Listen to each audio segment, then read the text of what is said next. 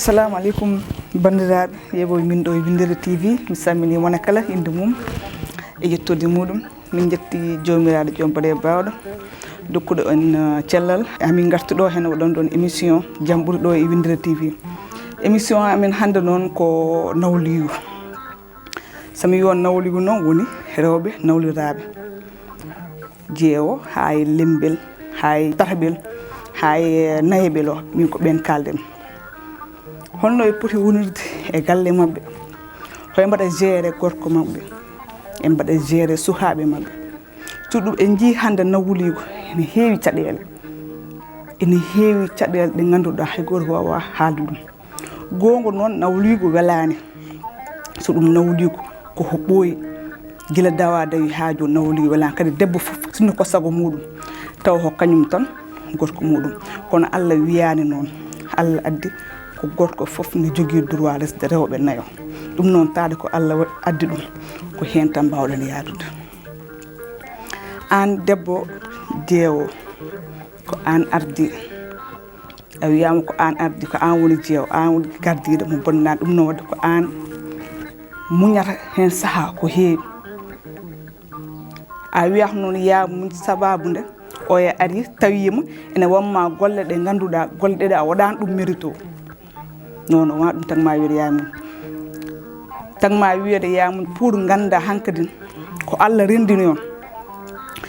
Allah andi ane gorko mbaɗɗon ko 20 ans walla mbaɗɗon ko 5 ans walla mbaɗɗon ko 15 ans ɗum ko Allah kono hatta ham taat kanko nan ko dewgal addimo ɗon e galle he ande onon ɗiɗɓe foof ko onon poti oɗon gorko kanko hari garɗo hari so ari kadi yo andu kadi ano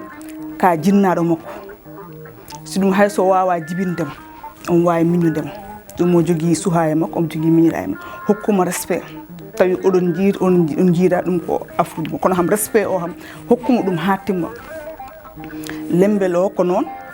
tataɓel ngel ko noon nayeɓel ngel aussi kadi ko noon so ɗum gorko ko gorko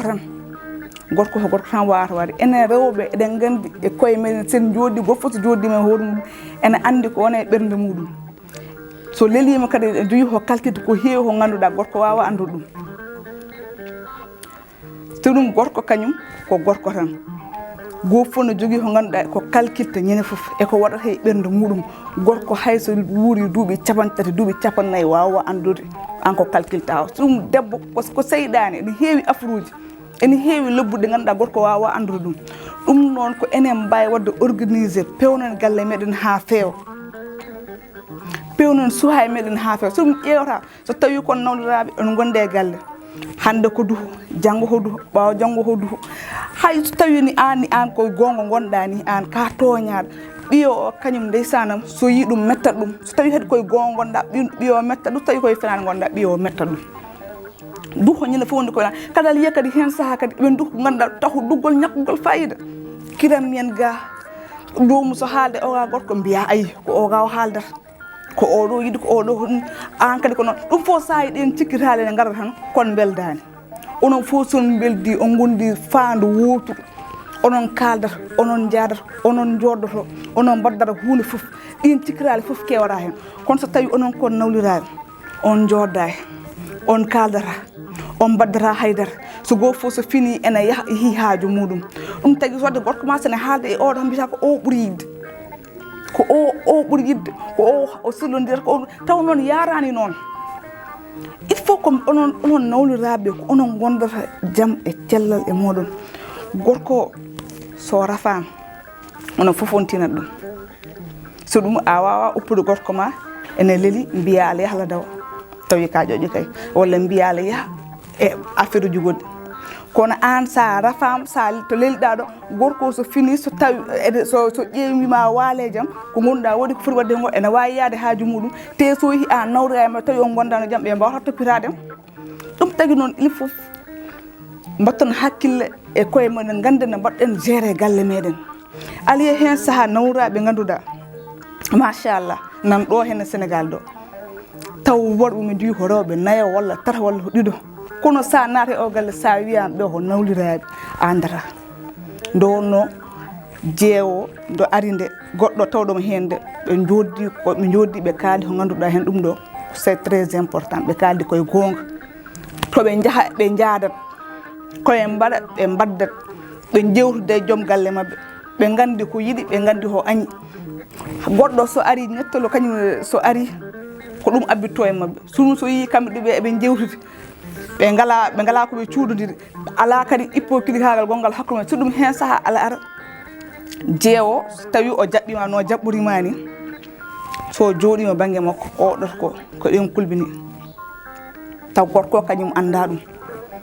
so ɗum maniére uji rewɓe ne jogui maniére uji ɗi ganduɗa gorko ko gonɗa gorko gonɗa an andi no foti duuɓi joguiɗa an andi no foti rewɓe jiiɗa e aduna taw oɗo maniére uji ɗi waɗata ɗi ko rewɓe hono mabɓe wonɓe galle ɓen mbawi setade taw an a anda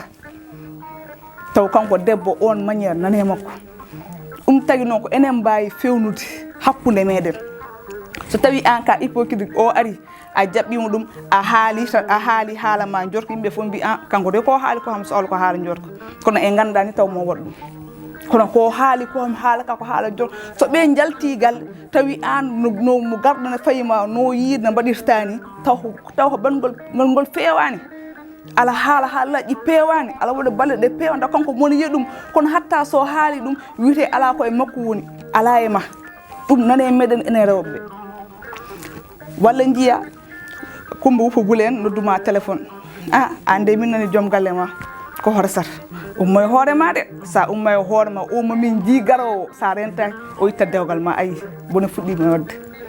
mbiyano hankkadi hunde fof ala naata hen ka anda hunde foof ala naata ɗo naata ga heddo Allah yetto heddo kadi mbewɗina hoore ma ha gona mbeewa taw gonɗa a fotani wonde mbeewa